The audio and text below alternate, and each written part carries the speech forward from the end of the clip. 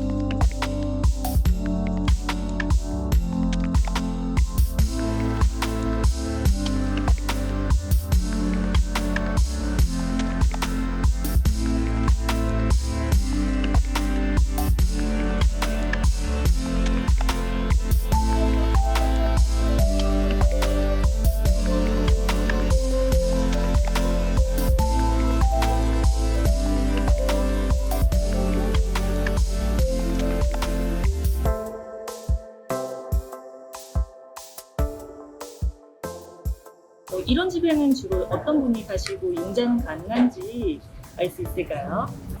일단은 지역적인 요소가 헐리우드 힐이다 보니까 대부분의 헐리우드 스타들이나 혹은 기업인들이 많이 살고 있고요. 보통 이런 집들은 개인들이 융자 받는 것보다는 기업인들이 소유하는 회사에서 사는 조건들을 매매하는 경우가 대부분이에요. 부동산 업계에 오래 계셨나요? 라이센스 딴 거는 2005년도에 땄고요. 지금 한 16년? 대학교를 졸업하고 쭉 부동산과 관련된 일을 한 것 같아요. 주택 부동산과 커머셜 부동산의 차이가 큰가요? 주택 부동산과 커머셜 부동산은 두 가지 다른 성격의 동물이라 생각하시는 게 편하시고요. 주택은 주로 내가 살고자 하는 거주지 지역을 보시기 때문에 조금 더 비싸더라도 사시는 경우가 많지만 커머셜 같은 경우는 수치가 맞지 않으면 사지 않는 게 대부분의 케이스죠. 에셋 매니지먼트가 정확히 뭔가요? 편하게 생각하시면 재산관리사라고 생각하시면 돼요. 다른 이제 부동산과 관련된 재산을 이제 특정하게 저희가 관리를 하고 매매를 하고 다시 팔고 관리까지 하는 그런 서비스를 제공한다고 생각하시면 될 것 같아요. 그럼 지금부터 본론으로 들어가서 집을 살 때 가장 중요하게 생각하시는 요소 어떤 건지. 가장 중요하게 생각하시는 네 가지 포인트가 있어요. 첫 번째는 로케이션이고요. 두 번째는 내가 낼 수 있는 페이먼트 플랜. 세 번째는 집에 대한 밸류에이션. 네 번째는 집을 샀을 때 필요한 인스펙션에 관련된데요. 이렇게 네 가지 나누시는 게 편한데요. 첫 번째 로케이션을 선택하실 때 예전에 같은 경우 다운타운이나 한인타운을 선호하시는 분들이 많으셨어요. 대부분 매추어나 인프라가 형성이 된 지역 요소를 따지시는 분들이 많으셨는데 코로나 때 많은 사람들이 이제는 스테이 홈 오더가 걸리든지 혹은 이제 집에서 아이들을 키워야 되는 상황이 벌어져서 주택 수요가 훨씬 더 많이 일어난 것 같아요. 그래서 외곽 지역을 가시는 경우가 많았는데 여기서 가장 핵심으로 보셔야 되는 포인트가 바로 학군이에요. 이제 아무래도 집값을 올리고 떨어지는데 가장 크게 적용하는 부분이 학군이기도 하기에 로케이션을 볼 때 학군을 보시는 게 정말 좋은 포인트 중 하나고요. 집을 살 때 가장 중요하게 생각하는 요소 중에 한 가지가 많은 분들이 오해하시는 게 단순히 내가 받는 융자 금액이 얼마니까 이 금액에 맞게끔 집을 사겠다라는 생각을 많이 하시는데 실질적으로는 나가는 페이먼트에 히든 커스트라는 게 있어요.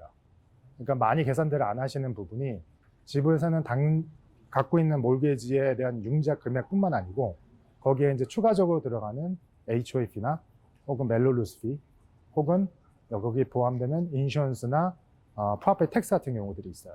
즉 내가 받는 융자 금액이 낼 수 있는 능력이 2,500불이라고 해서 2,500불만 내는 게 아니고 그거 외에 여러 가지 부가적인 비용이 들어간다는 것을 계산하시는 게 중요해요. 그리고 세 번째로 이제 들어간다면 밸류에이션인데 집에 요즘에 같은 경우는 레드핀이나 진로처럼 온라인 서비스가 너무나 잘 돼 있어요. 그러니까 제가 웰컴맨드를 해드리고 싶은 거는 집을 사기 전에 먼저 그 지역에 대해서 공부를 하시는 게 우선이라고 생각을 해요. 그러면 그 지역에 비슷한 내가 사고자 하는 집과 비슷한 집에 대한 정보를 최대한 습득을 하시고 최근에 팔린 가격대가 얼마인지에 대한 컴패러블을 한번 뽑아보시는 것도 큰 도움이 되실 거예요. 이제 마지막으로는 인스펙션인데, 인스펙션이라고 이제 집을 사는 절차에서 물론 이제 전문인을 부르고 그 전문인과 함께 집에 대한 문제점을 찾는 숙제가 남아 있거든요. 근데 그 부분에서 단순히 인스펙터한테만 릴라이하지 마시고 기본적으로 이 집에 필요한 요소가 무엇인가를 함께 하시고 가장 질문을 많이 하시는 게 중요하다고 생각을 해요. 그럼 우리가 집을 살 때 가장 먼저 시작해야 할 일이 뭘까요? 제가 웰컴맨드를 하고 싶은 얘기는 아까 처음에서도 두 번째 중요한 페이먼트 플랜이라는 부분들을 고민하시는 게 먼저라고 생각을 해요. 그러기 위해서는 우리가 아는 렌더들이나 금융기관을 통해서 내가 현실적으로 받을 수 있는 융자 금액이 얼마인지를 확인하시는 게 가장 중요해요. 실질적으로 요즘같이 부동산 시장이 핫할 때도 보통 셀러들이 요구하는 게 현재 사고자 하는 바이어분들의 파이낸스에 대한 부분들을 물어보는 경우가 되게 많습니다. 그래서 제가 먼저 말씀드리고 싶은 거는 집을 먼저 어느 곳에 내가 뭘 사고자 보다는 내가 현재 낼 수 있는 페이먼트 능력이 어느 정도인가 확인하는 게 먼저라고 생각을 해요. 그렇다면 집 매매 과정은 얼마 정도 걸려요? 예전 같은 경우는 보통 30일이 기준치였는데요. 특히 요즘같이 이제 부동산 트랜잭션이 많은 경우는 평균적으로 한 45일을 잡는 게 편하실 거라 생각해요. 집 매매 시 부동산 커미션은 얼마나 내는 건가요? 커미션 같은 경우는 이제 건물주 혹은 이제 집 오너들이 내시는 경우가 대부분의 케이스예요. 즉 셀러가 집을 매매하고자 하는 셀러분이 커미션을 주시는데 특별한 케이스들이 간혹가다 생기기는 해요. 이제 우리가 아는 뭐 아리오나 혹은 우리가 아는 옥션 같은 경우는 바이어가 내는 경우 수도 있습니다. 그렇다면 저희 크레딧 스코어는 몇 점이나 돼야 집을 살 수 있나요? 평균적으로는 크레딧 스코어가 좋을수록 좋은 더 프로그램을 받으시고 더 낮은 이자를 받을 수가 있으세요. 근데 이제 가이드라인에서 얘기하는 기본적인 크레딧 포인트는 620점 이상이 돼야 된다고 얘기를 하고 있어요. 그러면 집 매매 중에 집 관련 문제가 발생할 경우 바이어가 에스크로를 캔슬할 수 있나요? 네, 저희가 보통 에스크로가 진행이 됐을 때 저희가 표현하기에 부동산 하시는 분들이 표현하실 컨텐전스 피리엇이라는 게 있어요.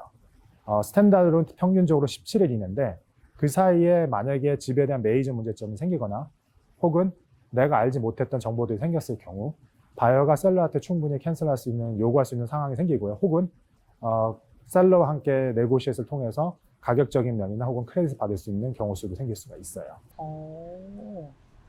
그러면 집 매매 시 발생되는 클로징 비용은 얼마 정도 발생할까요?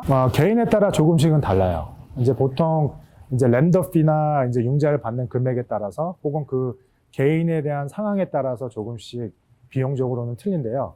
평균적으로 2에서 5% 정도가 나간다고 생각하시면 편리할 거예요. 마지막으로 집 매매 시 고쳐야 하는 문제점이 생겼을 때 어떻게 해야 가장 쉽게 집을 고칠 수 있나요? 아까 처음에서 제가 말씀드린 컨텐전스 피리엇 안에 일어나는 건데요.